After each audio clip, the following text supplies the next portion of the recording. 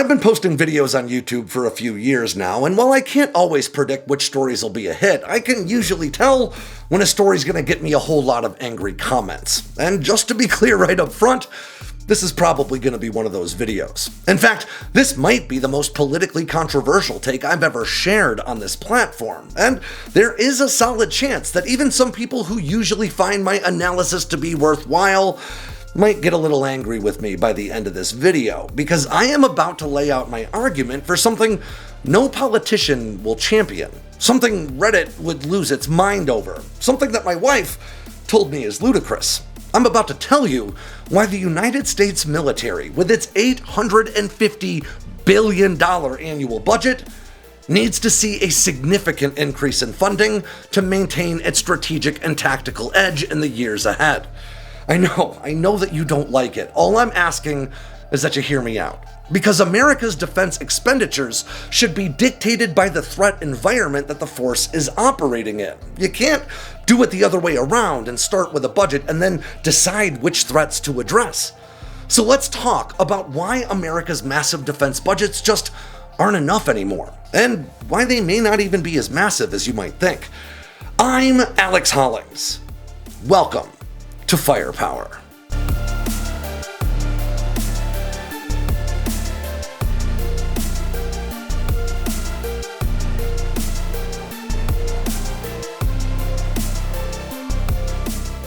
An F-16 Fighting Falcon from the U.S. Air Force's elite Thunderbirds demonstration squadron recently crashed in Southern California. Now, fortunately, the pilot was able to eject with what's been described as only minor injuries, and you guys guessed it, I've been staying on top of this story with Ground News. Ground News is an aggregator that collects articles published by news outlets all over the world and places them all into a single easy-to-read feed that helps me not just stay on top of what's going on, but to see right through most common forms of media bias. Right here on Ground News, I can see that 113 outlets have already covered this story, including at least 16 right-leaning outlets and 22 left-leaning ones. But to tell you the truth, the biggest difference in how this story's been covered has nothing to do with politics, and everything to do with how media is changing in our current attention-based economy.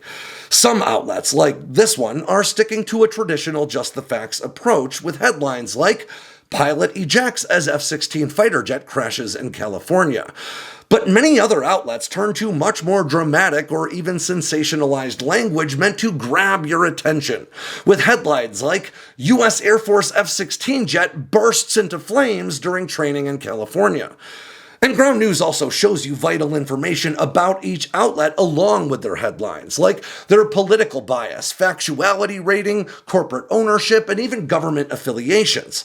And I love the Ground News blind spot feature that shows me news stories that are getting lots of attention in one political sphere and not in the other, and helps me make sure I'm keeping my media diet balanced. Ground News is a big part of my research and my day-to-day news consumption, and it can be for you too. Just go to ground.news/sandboxx with 2 X's, or just follow that link in the description below to get 40% off the same Vantage plan that I use every day. Again, that's ground.news/sandboxx to get 40% off their Vantage plan that'll help you stay on top of things. As war continues to rage in Ukraine, China continues to prepare to invade Taiwan, and Iran uses its proxy forces to advance the aims of both, we now find ourselves on the precipice of a new age of imperialism. A return to the old ways, when conquering territory, seizing resources, and ending lives by the thousands were all justified as simple nationalistic progress. As global tensions rise to a simmer, it's pretty hard to shake the idea that humanity is set on relearning the hard-fought lessons of the 20th century. As national governments turn to isolationism and fear, aggressive nations push the boundaries of modern norms, and the idea of a global community woven together by financial interest gives way to new spheres of influence, debt-trap diplomacy, and corporate conglomerates wielding nation levels of power and influence. The challenges facing humanity in the 21st century extend well beyond the purview or the responsibility of the American defense apparatus, but collectively, They form the backdrop against which the US military must operate, defining the threats, the strained alliances, the deepening ties, the stakes of global operations playing out on a daily basis. To put it simply, the role of the American military, for better or worse, is to take the world firmly as it is and as it's likely to be. So politicians, lawmakers, civic leaders, and the general public can all work safely toward making the world as it should be. At its best, America's globe-spanning military footprint serves as the bulwark between the relative peace and stability of the last 80 years and the wanton destruction that becomes inevitable when conflict ignites between global powers. The American cultural and diplomatic hegemony is as imperfect as the nation behind it, but when people rail against American influence on the world stage, they often ignore the stark reality that the absence of American influence does not equate to the absence of influence altogether. Power abhors a vacuum.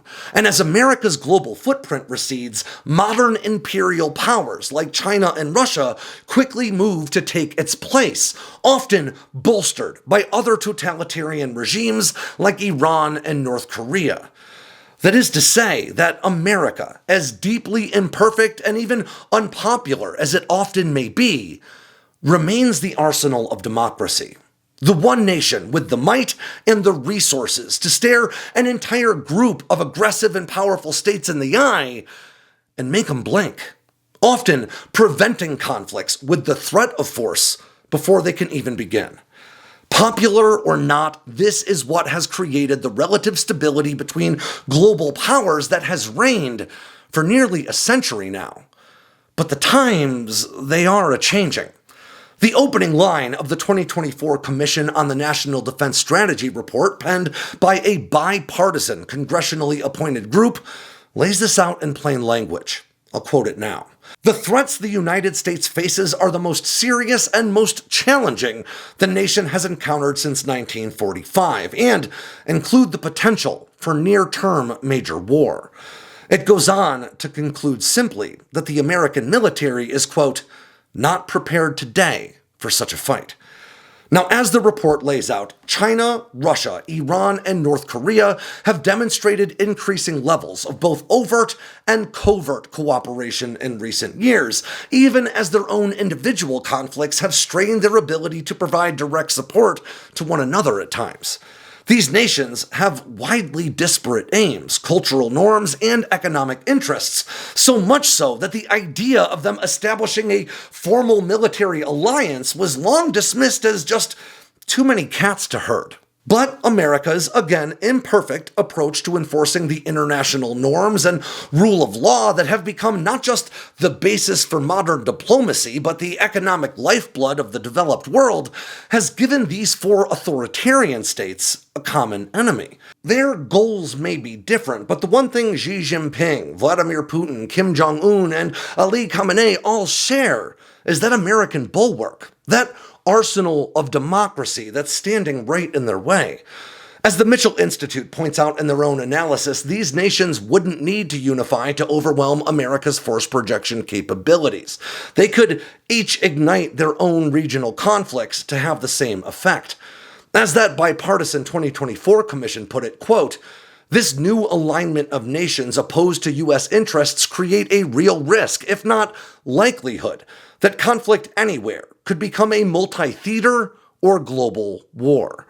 But as I said before, the times, they are a-changing, and it's growing increasingly clear that despite record levels of defense spending year after year, that bulwark is beginning to crumble. While the American military may still be the best in the world, that superlative ranking is largely built on the back of legacy systems that have been in service for decades, and increasingly need to be replaced. I call these strategic cans that Congress has kicked down the road year after year because no one wanted to be the lawmaker who acknowledged the inconvenient financial reality of, say, replacing old and outdated ICBMs, addressing the steep decline in America's shipbuilding industry, or bringing fighter tallies back up to acceptable levels. The common myth that America spends more on defense than the next 10 or 20 nations combined isn't true. It's based on self-reported figures, and it shouldn't surprise many that nations like China aren't entirely transparent about their military accounting. China's reported military budget in 2024 was just $232 billion, but the nation intentionally hides military personnel, equipment, and infrastructure programs under the guise of civilian organizations and endeavors. For instance, the Chinese Coast Guard and its sprawling maritime militia both fall directly under the People's Liberation Army Navy in terms of command structure, but their budgets aren't included in military spending figures. There remains debate among military analysts over just how much China actually spends on its military, especially when you take things like purchasing power parity into account, but studies have concluded figures ranging from a very conservative $318 billion to more than $700 billion. So the only thing we can say for sure is that China's reported figures definitely don't reflect reality, and the same can likely be said for some others. But reality has little to do with perception, and maybe democracy's biggest failing is how it inherently values perception way more than reality. In our modern digital world, where people form their political positions based on skimming headlines and sharing memes, lawmakers who want to be re-elected have to trade not in reality, but in those perceptions. Otherwise, their unpopular pragmatism will be drowned in a deluge of quote tweets, stitches, and YouTube video essays. Or, as that bipartisan report states, quote, "War with a major power would affect the life of every American in ways we can only begin to imagine. Deterring war by projecting strength and ensuring economic and domestic resilience is far preferable to and less costly than war. The U.S. public are largely unaware of the dangers the United States faces or the costs, financial and otherwise, required to adequately prepare. They do not appreciate the strength of China and its partnerships or the ramifications to daily life if a conflict were to erupt. They are not anticipating disruptions to their power, water, or access to all the goods on which they rely. They have not internalized the costs of the United States losing its position as a world superpower." And there may be few better examples of how this acquiescence to the superficial can impact national security than the story of America's long-standing nuclear sentry, the Minuteman III ICBM. The first operational Minuteman IIIs came online in 1970, before microwave ovens were even common in American kitchens, and like all weapons, these 60-foot nuclear behemoths came with a projected service life, setting the expiration date for these missiles, in a matter of speaking, at 10 years down the road. So, Uncle Sam would need to start replacing these missiles with new ones starting in 1980. But then, 1980 came and went.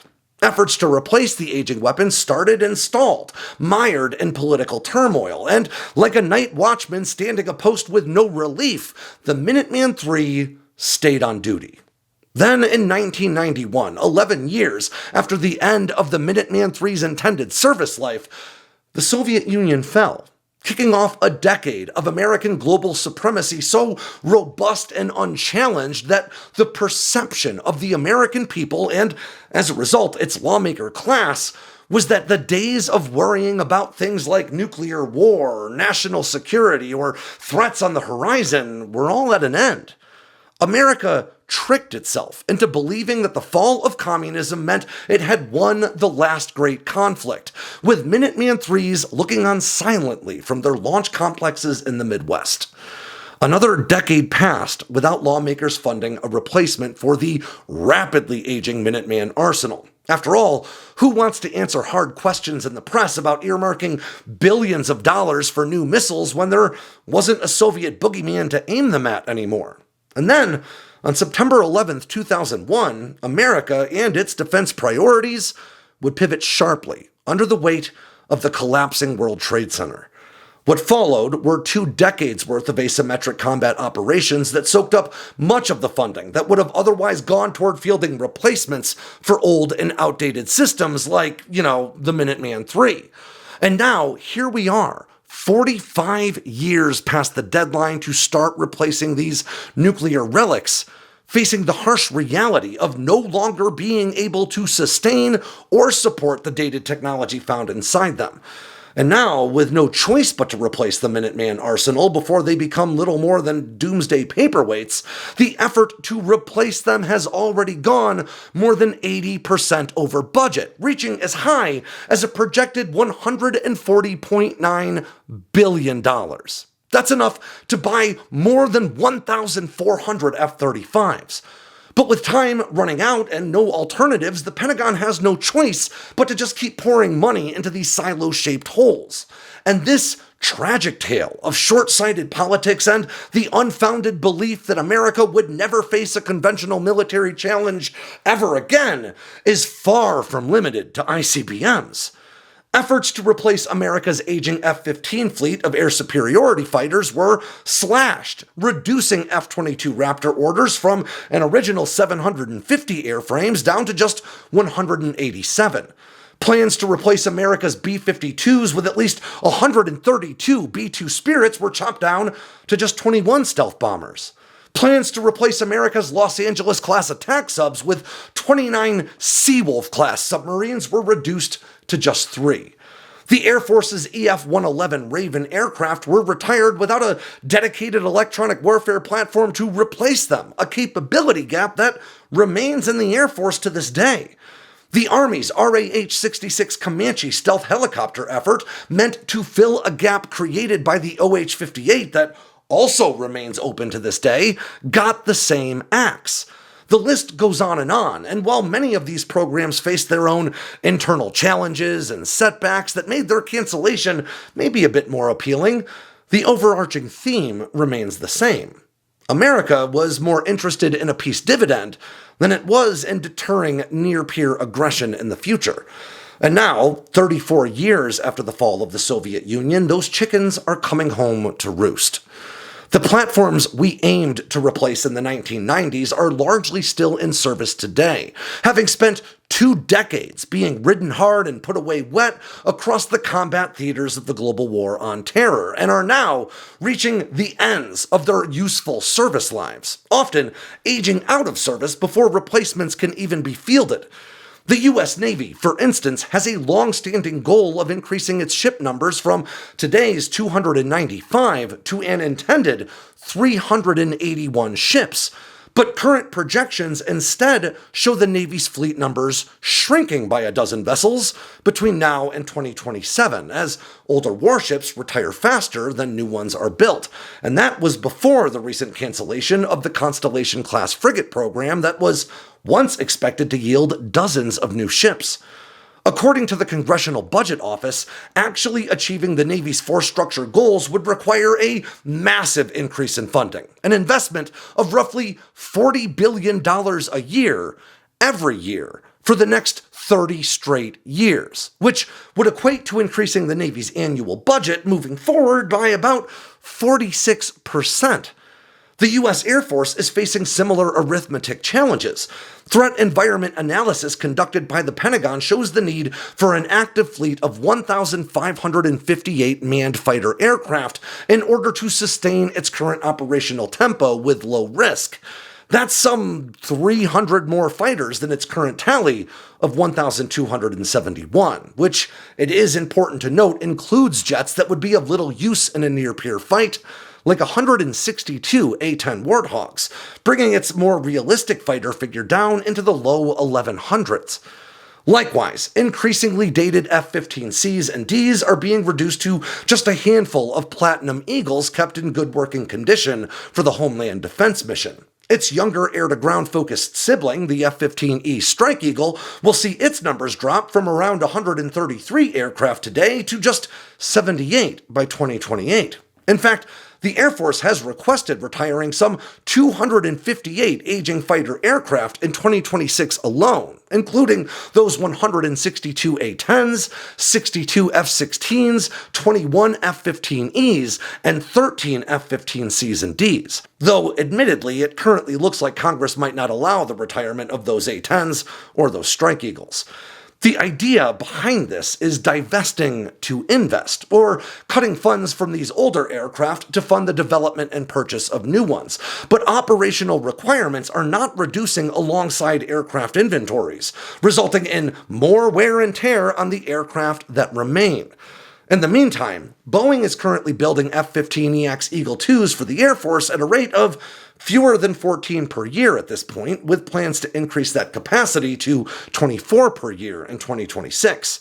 Likewise, the Air Force plans to take delivery of just 25 F-35As in 2026, with projections never exceeding 48 deliveries in any single year. To put it bluntly, the Air Force is already operating at a fighter deficit, and current trends suggest it's only going to get worse before it ever gets better. Bombers aren't an exception either. Today, the U.S. Air Force boasts roughly half the bomber capacity that it had in the 1980s, with 140 total aircraft and a fleet-wide average age of 47 years. Of course, there are new fighter and bomber programs already underway, and Northrop Grumman's thus far successful B-21 Raider and Boeing's highly secretive F-47. Had the F-22 and B-2 programs continued without cuts, though, it's pretty unlikely that either of these developmental efforts would have even been necessary, because both of those jets would have seen iterative improvements in subsequent production lots, and today, sustainment would be so much more cost-effective across fleets of hundreds of aircraft, rather than of dozens. Instead, the pressing need for new fighters and bombers now overlaps directly with the Air Force's financial commitment to finally replace those aging Minuteman III ICBMs, creating a budgetary nightmare that one could argue has already delayed fielding America's new stealth fighter by at least a year. And it's important to understand that these are high-profile examples of issues that permeate the entire defense apparatus, from the software used in the S-1 shop to the armored vehicles and the motor T-lot. Replacing anything at the incredible scale of the U.S. military just takes lots of time and even more money. Both things politicians usually prefer to give efforts that will make them more popular, rather than making America more capable. It isn't popular to call for an increase in defense spending. In fact, I know I won't be popular in the comments below this video, but the truth is, defense budgets may have continued to increase over the years, but in terms of actual buying power, America spends less on defense now than it did at nearly any point in the Cold War. Heck, if you take America's defense budget from 1987, a paltry $371.1 billion, and just adjust it for today's inflation, it equates to more than $1 trillion. If you take America's defense budget from 1960, $289.6 billion, and adjust that for today's inflation, you get an absolutely astonishing $3.2 trillion. During the Cold War, American defense expenditures ranged from 4.9% to as high as 16.9% of the nation's entire gross domestic product, peaking during the Korean War, when in 1953, America's defense budget exceeded an adjusted $5.3 trillion in today's currency. Now, many of the systems, platforms, and equipment American warfighters rely on today came to fruition during this Cold War era, with the majority of America's tactical aircraft, as an example, purchased in the 1980s, when defense budgets were, on average, higher than 6% of the nation's GDP. That's more than twice the buying power of the defense budget today. When you think in those terms, it makes a whole bunch of sense that shipbuilding is struggling, fighter acquisitions are lagging, and you have to drag Congress kicking and screaming to pay for new ICBMs. But now I need to step back and provide some important context that all too often gets left out of videos like this. You see, in the modern attention economy, creators have a bad habit of leaning hard into superlatives, presenting every news story like it's an earth-shattering development, and every piece of critical analysis like it represents a scandal on par with Watergate. Based on the way these stories are often presented, America can't boast the most capable fighting force on the planet and be facing an existential readiness crisis. America's Navy can't be overtaxed and under-equipped while also representing the most potent naval force in the history of warfare. And American defense acquisitions can't be muddled in bureaucracy, shifting priorities, and corporate malfeasance while also producing the most advanced and capable warfighting technology that this world has ever seen. And I mean, I get it. It's hard to believe that these things aren't mutually exclusive, but the complicated reality of warfare, heck, of real life, is that two things can be true at once. And in fact, America is plenty big enough to remain the dominant military force on the planet, even as it slowly chokes the financial lifeblood out of its own defense apparatus.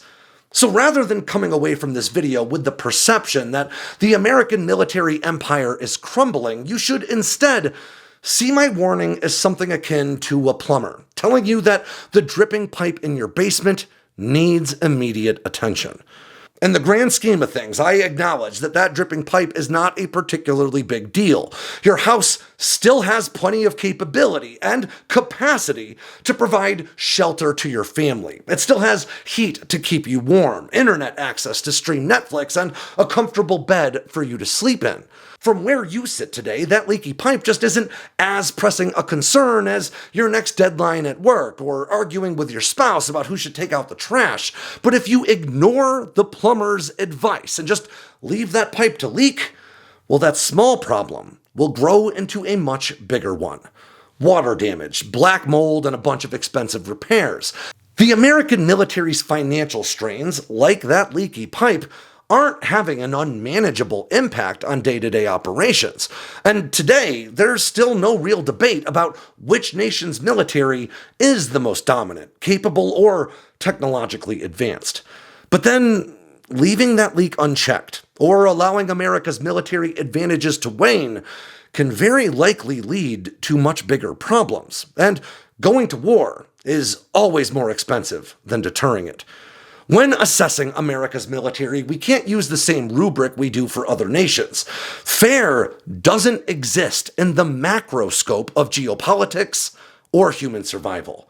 Over the past century, the United States has established itself as not just a global superpower, but a global leader.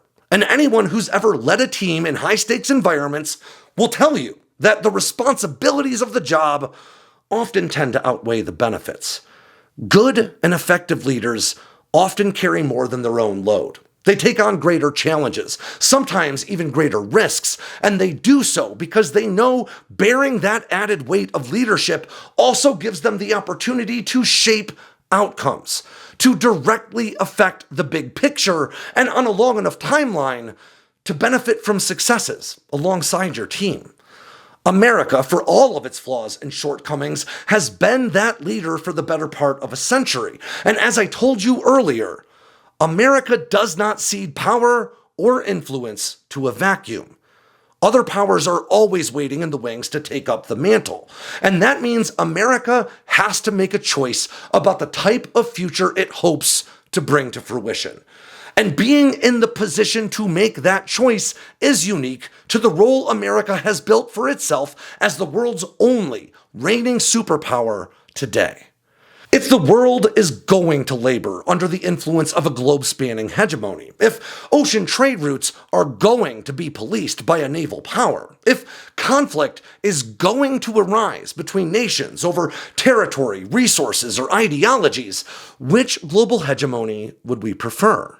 One led by American voters, ill-informed and reactionary as they often may be, or one ruled on the whim of an authoritarian regime led by one man with no elections to hold him accountable and more than 1 million of his own citizens already languishing in re-education camps.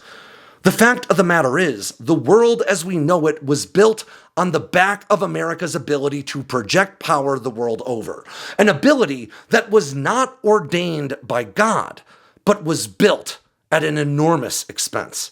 If you take issue with that expense, that's reasonable enough, but it's important to understand that the world of tomorrow will be built the same way, by the nations that invest in their ability to exert influence beyond their own borders, building themselves into that leadership role that can come to define the geopolitics of an entire era. And if that isn't going to be us, we'll just have to hope that whoever it is means well. And with that, ends this edition of Firepower from Sandboxx News. I'm Alex Hollings. Make sure to swing by sandboxnews.com today and every day for all the latest in news, entertainment, and now merch from all around the force. If you got anything out of today's video, make sure to click like and subscribe down below and leave me a comment so I know what I should cover next. And of course, don't forget to tap on that bell icon so you never miss a drop from Sandboxx News.